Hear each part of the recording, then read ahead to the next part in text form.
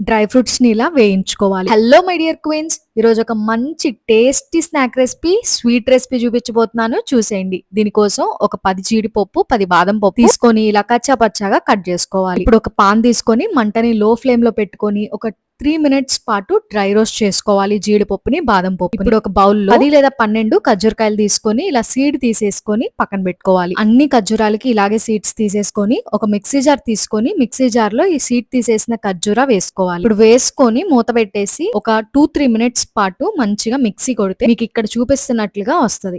ఇలా మీకు ఖర్జూర అనేది ముద్దగా రావాలి.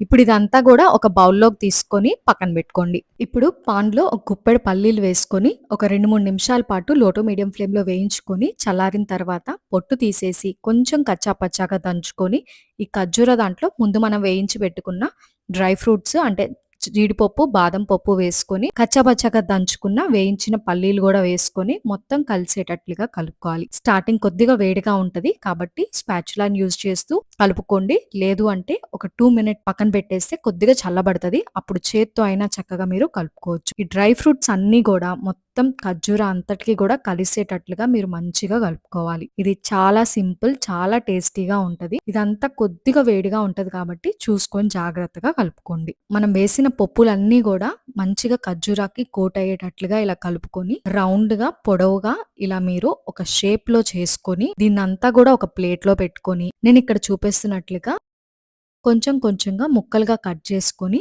మీకు నచ్చిన షేప్స్ లో చేసుకోవచ్చు. బాల్స్ లాగా కూడా చేసుకోవచ్చు, లేదా స్క్వేర్ లో చేసుకోవచ్చు, లేదా సర్కిల్ గా చేసుకోవచ్చు. కాకపోతే బాల్స్ లాగా చేస్తే ఏంటంటే రెగ్యులర్ గా ఉంటుంది కాబట్టి క్రియేటివిటీని బట్టి డిఫరెంట్ షేప్స్ లో చేసుకోవడానికి ట్రై చేయండి. ఖచ్చితంగా మీ పిల్లలకి ఇంట్లో ప్రతి ఒక్కరికి నచ్చుతుంది. మనం ఎక్స్ట్రా షుగర్స్ ఏమీ యాడ్ చేయలేదు, ఓన్లీ ఖర్జూరా మాత్రమే వాడాము. ఇది చాలా చాలా హెల్దీ. సో తప్పకుండా ఇది ట్రై చేయండి. తప్పకుండా ట్రై చేసి ఎలా వచ్చిందో కామెంట్ చేయడం మర్చిపోవద్దు. Thank you so much for watching.